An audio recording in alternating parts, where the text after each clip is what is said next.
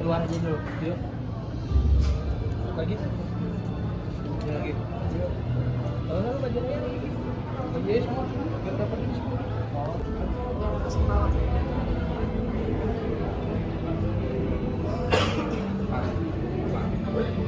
No koma sini bisa aja. Apa enggak? Itu aja diri. Panggilan untuk mati. Sebelumnya kami ucapkan selamat siang dan selamat datang.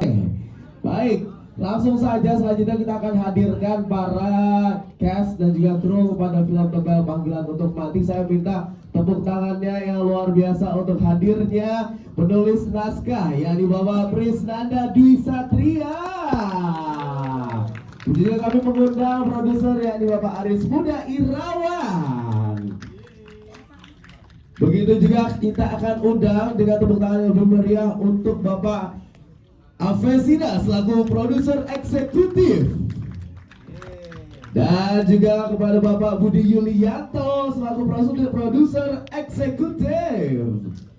Dan tepuk tangan yang lebih meriah lagi untuk Bapak Randy Gunawan selaku produser. Kita undang selanjutnya sutradara film tebal yakni Bapak Jai Sukmo. Dan juga kami undang, sekarang kita akan undang para cast yang tadi sudah kita lihat sama-sama di film tebal. Untuk yang pertama kita akan panggilkan sebagai Dr. Usman Septian Dwi Cahyo. Baik, selanjutnya kita akan undang Zidanzu sebagai Hanafi. Dokternya hidup lagi ya? Iya. Dokternya hidup udah dipasang. Kepalanya masih nyambung ya. Temu lagi. Selanjutnya kita juga akan panggilkan dengan tepuk tangan yang meriah untuk Matias Mucus sebagai Tuk Baharun. Dan selanjutnya kita akan panggilkan Shalom Razana sebagai Isabella.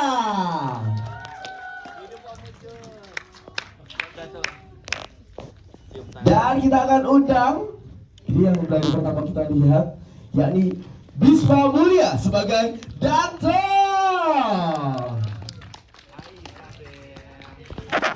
Selanjutnya kita akan undang juga sebagai Irene Ratu Sofia.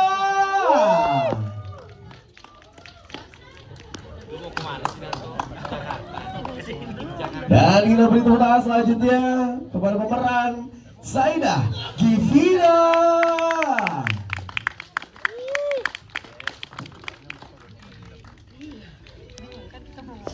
Selanjutnya beri tepuk tangan yang meriah untuk Nabil Lunggana sebagai Dedi.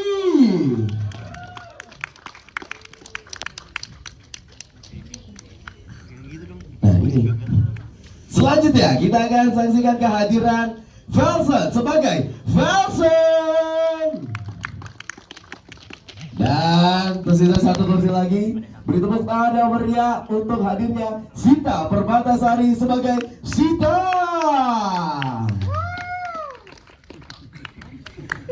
Luar biasa seluruh cast dan juga kru film tebal Panggilan untuk Mati ini sudah hadir di tengah-tengah kita.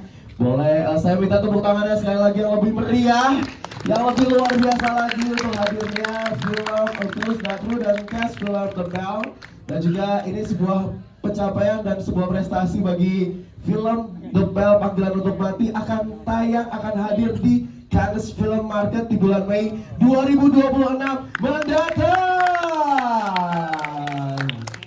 Sudah hadir semuanya, ini keren banget. Ada kita ngobrol-ngobrol dulu sama teman-teman cast dan juga kru dari film The Bell. Untuk yang pertama saya mau ngobrol-ngobrol sama Bapak Budi Yulianto selaku produser eksekutif. Sudah hadir Bapak Budi, boleh. Nah, boleh berdiri kali Bapak ya. Nah, oke. Untuk yang Pak Budi, ini saya mungkin sudah berapa kali ketemu Pak Budi. Ini kemarin ngeliat film Pengen Hijrah, ini dari film romance gitu. Terus kemarin film lagi pergi ke planet Pelangi di Mars. Nah, sekarang ini agak berbeda Pak, agak serem seram sedikit. Nah, apa sih sebenarnya yang pengen Pak Budi sampaikan di film Bebel ini? Ya, saya sampaikan buat rekan buat media. Tukar ini. Pak, Tukar ini Pak Budi. Cek. Apa jangan-jangan ada penlarang di sini? video siapa ya? Sini. Mau video di sini? Ya nggak apa-apa. Mumpung di sini.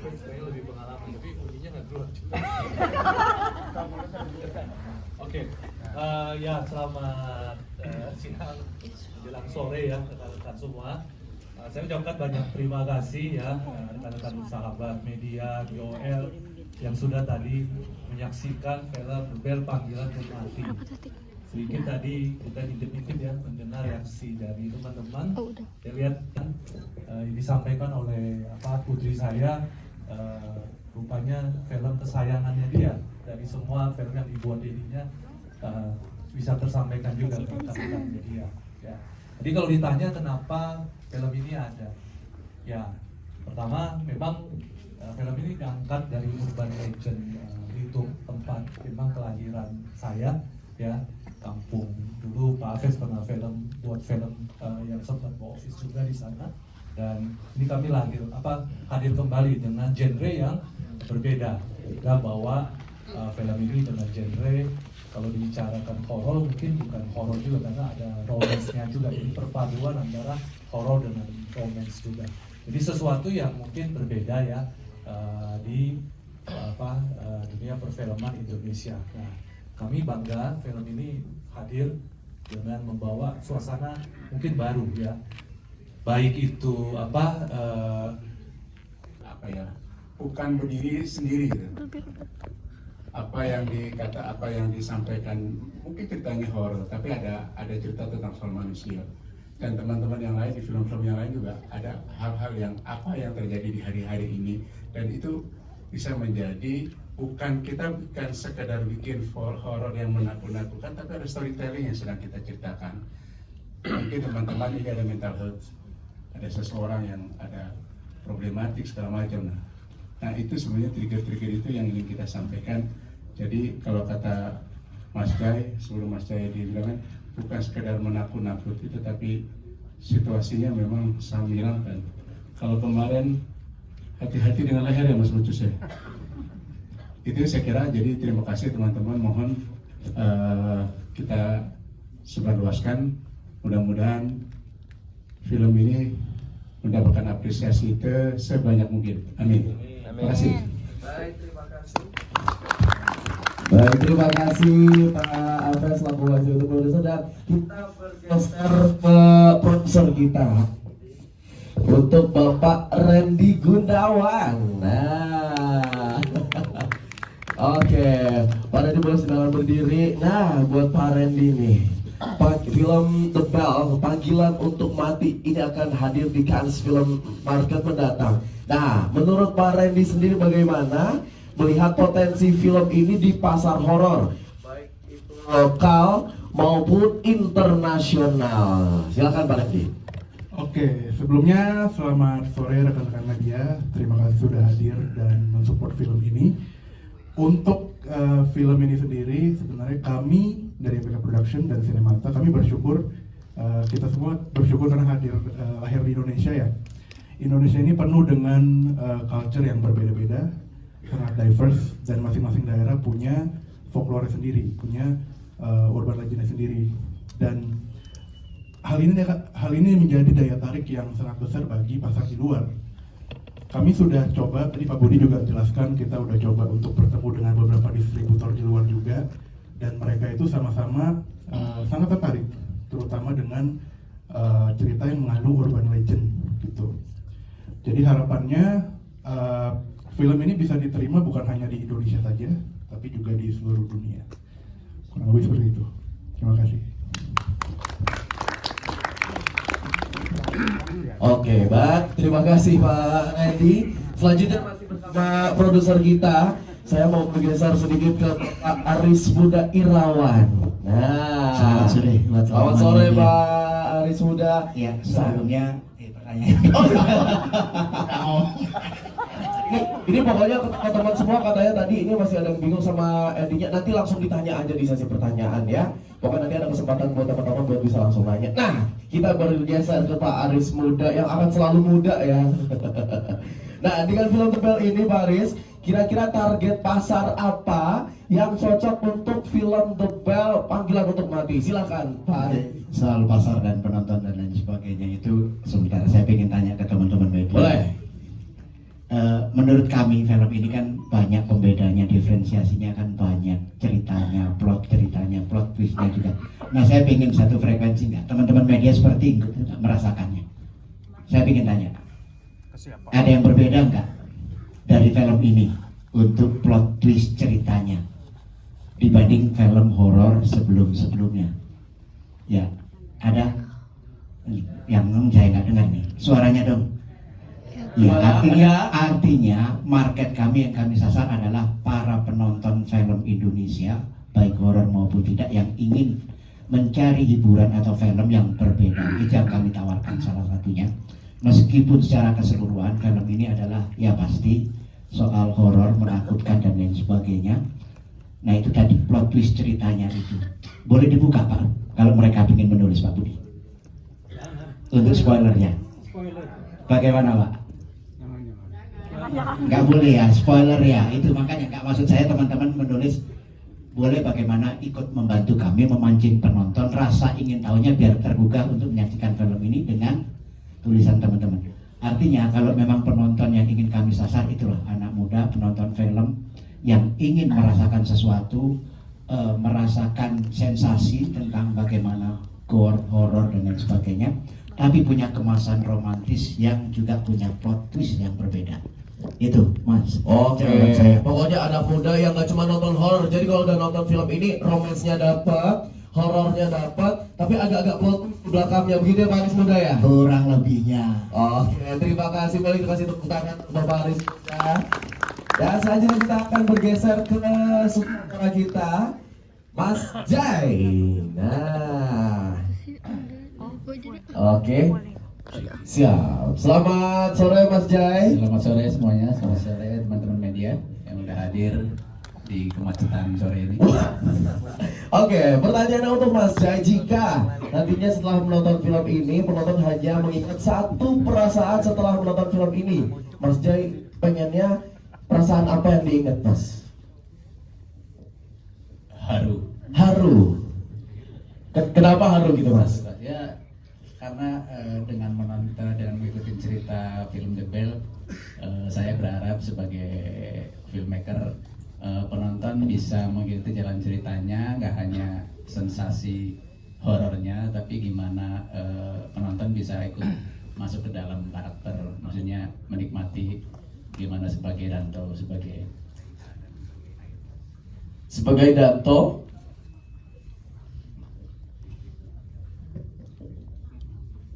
Cek.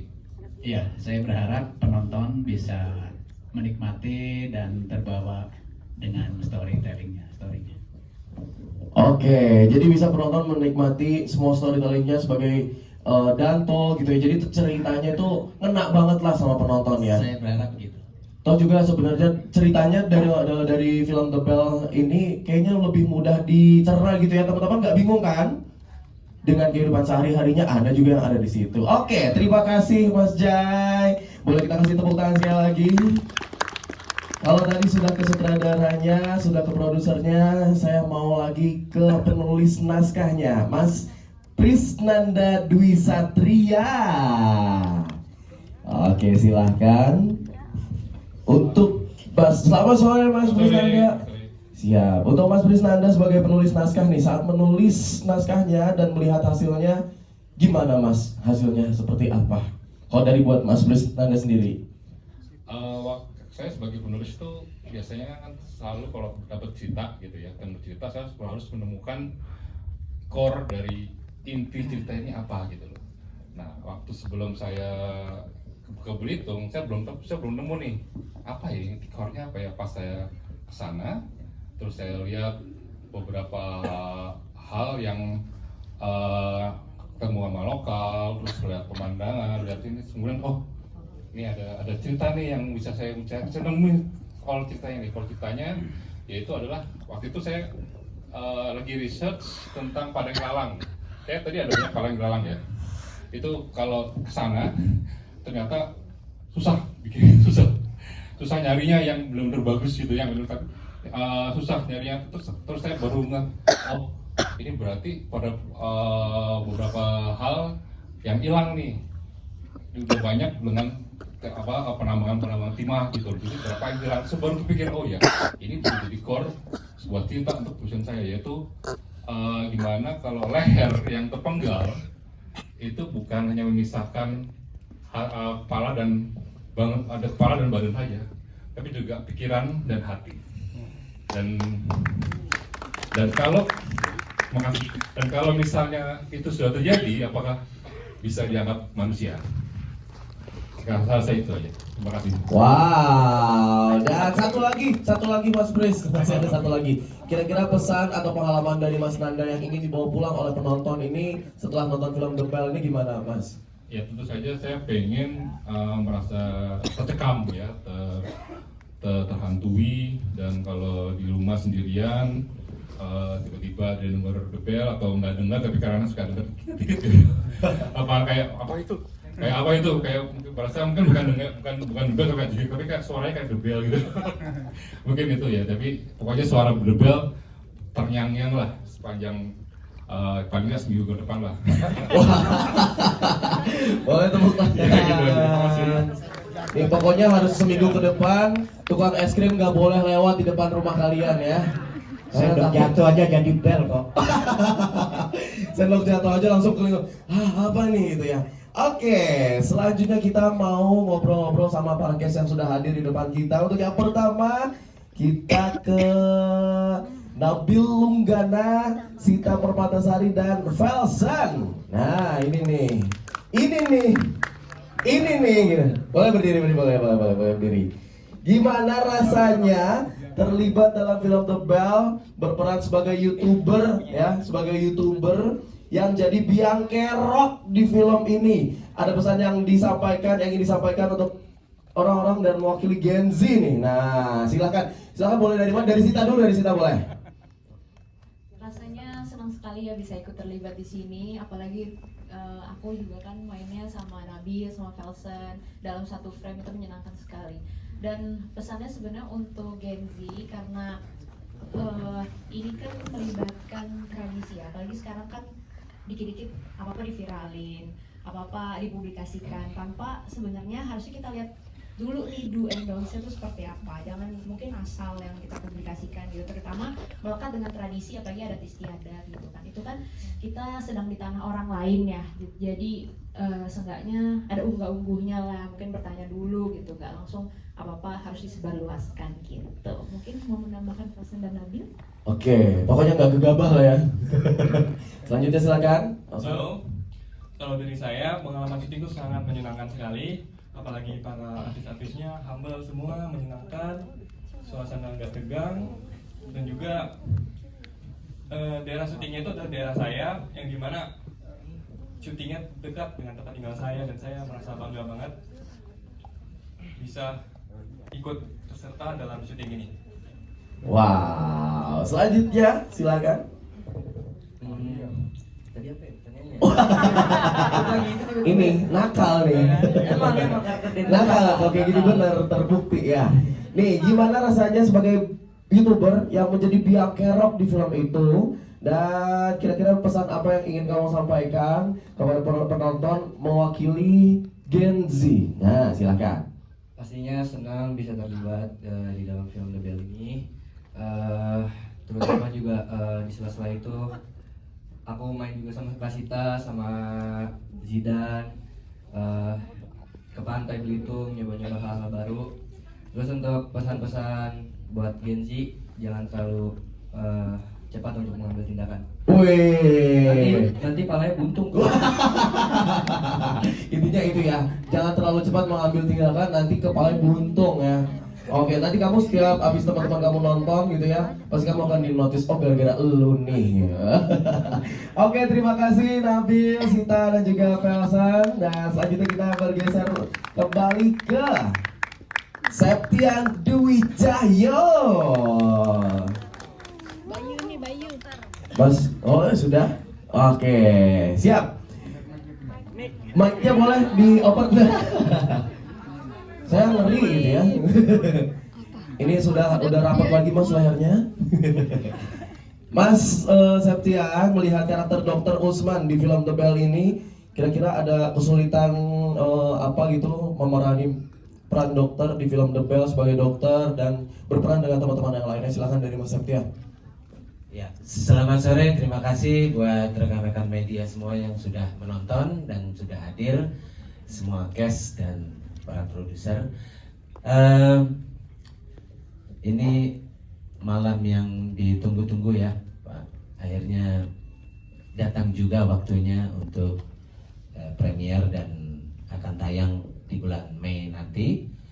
Saya bangga dan saya sedikit punya kebanggaan dan kebahagiaan bahwa Indonesia punya salah satu maskot horor yang baru ya, Penebok gitu ya. Saya juga baru tahu, saya nggak tahu kalau ikut syuting ini baru tahu saya ternyata di Indonesia ada Penebok yang teman-teman udah lihat dan ini keren banget buat saya. Dan apalagi saya sebagai dokter di sana harus menjaga para anak-anak muda ini dari serangan penebok gitu ya. Dan ternyata saya adalah nonton aja ya di bioskop.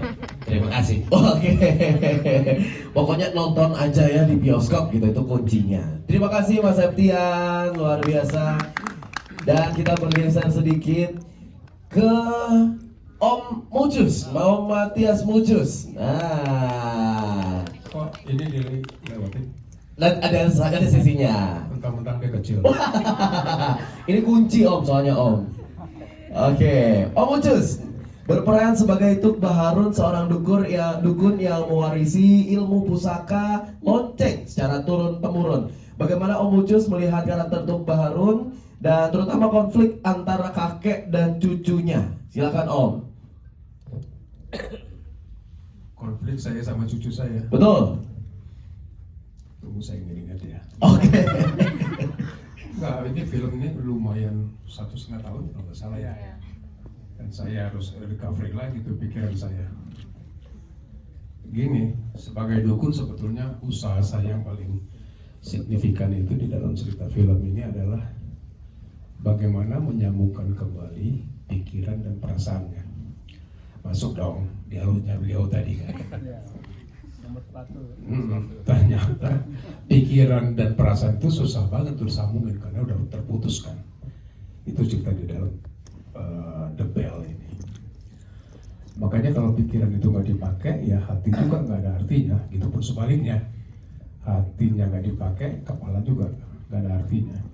Jadi jangan sampai kepala kita itu putus gitu ya Mas ya. Nah, jangan sampai kepala kita putus dari raga kita, nanti hidup kita nggak berarti. Itu upaya dukun secara kerennya, tapi secara tradisionalnya terus terang saya belum nonton, beliau-beliau ini udah pernah nonton. Tapi kalau tanya ke gua, bingung gua jawab. Ya itulah problem saya. Mungkin para media ini nggak perlu lagi diajarin untuk keterangan saya. Mereka udah nonton dengan sangat teliti dan mereka ini expert di bidangnya.